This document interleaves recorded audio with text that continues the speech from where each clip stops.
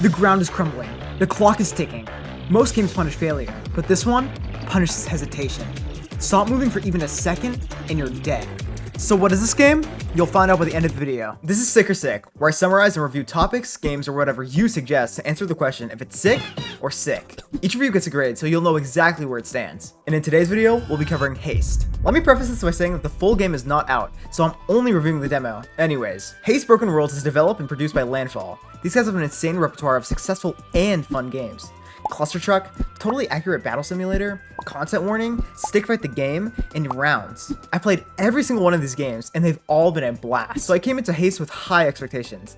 And let me just say, they were exceeded. This game is a speedy roguelike where your only objective is to go fast. Why do you need to go fast? Because the world is being corrupted right behind you. Although this follows the same formula as other speedrun-like games, where it stands apart and truly makes a name for itself comes in its main mechanic of perfect landings paired with its roguelike item elements. Here's a quick explanation of the two. Perfect landings. The game has this cute little tutorial that shows you exactly how the mechanic works. Basically, if you land into the curve, you get a perfect landing, which provides a boost of speed. This is the bread and butter of the game. You'll have to master it in order to perfect your gameplay. And the second, items. There aren't a lot of items to choose from, but that's definitely because it's just a demo version. But even with these small pool of items, they provide so much variety that makes every run feel unique. My favorite item is this one. It's an item that gives you a 0.3% movement speed every time you pick up a spark. You can even stack these items, which isn't normally seen in other roguelike games. So for example, if you get two of my favorite items, you can increase your movement speed exponentially. Just look at how fast I'm going. This is topped with random layouts for each run, so you'll never get the same combination of levels. And this game isn't a cakewalk either.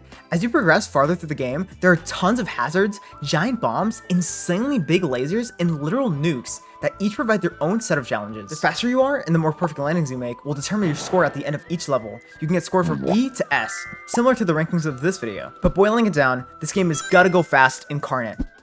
If you looked at the timeline, you can tell just how long this section is compared to the others. I'm going to be upfront and say I love this game. It really feels like it was made for me. Not only am I a roguelike fiend, some of my favorite games of all time are Binding of Isaac, Hades, and Risk of Rain, but I'm also a movement lover in any game I play. For context, I play Tracer in Overwatch, Neon and Waylay in Valorant, Octane in Apex, and Lee Sin in League of Legends. So hopefully that gives you a vague idea of how important expressive movement is to me when I pick up a game. Games where characters have a high skill ceiling that you slowly master through each match are like a drug. As I slowly get better and do insanely cool things, it feels like injecting straight dopamine into my bloodstream. It isn't even just the gameplay, but the art is also so vibrantly unique. In a time where a lot of the most recent games have been pretty low contrast and dark, Haste provides a completely opposite aesthetic, with bright colors and energetic atmospheres. This is only excelled when looking at the character design. Our main character Zoe looks damn near perfect alongside our friends in this world. I love the colors used in the models. Each little trinket they have feels so deliberate. This is all topped with an amazing sound and level design that makes you crave even more. Getting an S after each level is so satisfying. Something else that also gives me that feeling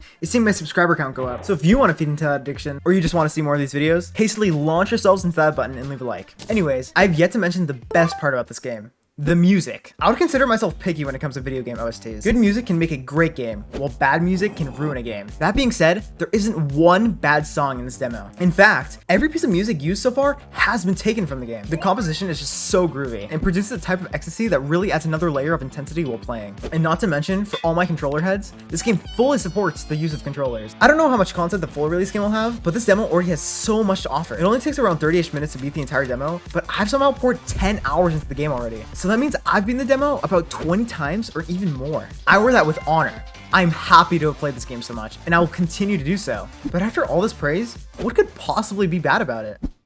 It's tough to say anything bad about the game, because it's just a demo. It's an appetizer for the main meal. One worry I have about the game is that the challenge levels become a bit repetitive. It's definitely my least favorite part while playing. For the first few times I stumbled across it, I thought it was a cool risk and reward type choice, but it really isn't. Only occasionally will you get anything from it, and if you do end up getting a challenge, then you aren't even guaranteed an item. It just makes the option of going there so much less appealing. My other gripe with the game are some of the levels. It isn't every level, but some levels have certain styles that make faster runs feel so much more difficult. For example, in this level, there are constant tiny slopes that you have to constantly dive down to get. I think if the slopes are farther apart, it'd be much better. But as it stands now, it feels a little awkward. It very well could just be that I'm bad, but it feels like every time I get this level, it completely kills my momentum. Those are really my only criticisms for the game, so instead I'll shift gears into talking about my wishes for the game. I'd really like to see a reroll mechanic in the shop. I think roguelike games need item synergies to feel amazing, so to leave every obtainable item behind RNG would become frustrating quickly. I'd also like to see guaranteed items after Dark World stages. Similarly to the challenge stages, it feels pretty pointless. That, or add more opportunity to get sparks for your endeavors. And finally, the most far-fetched idea is workshop levels. They did this with their previous game, Cluster Truck, and I believe this could add to the game's longevity as well as to their community. I can imagine levels similar to Mario Kaizo or insane Trackmania tracks that are impossibly difficult, but it ends up leading to a broader audience for the game. After all that's said and done, will Haste swiftly secure a top score or choke at the finish line? Haste is sick and gets a score of S. This is so much of a review as it is a testification for how excellent the game is. You lose nothing by trying out this game for 30 minutes. Well, no, even if you had zero interest, you may come to fall in love with this game. Peace out. Thanks for watching.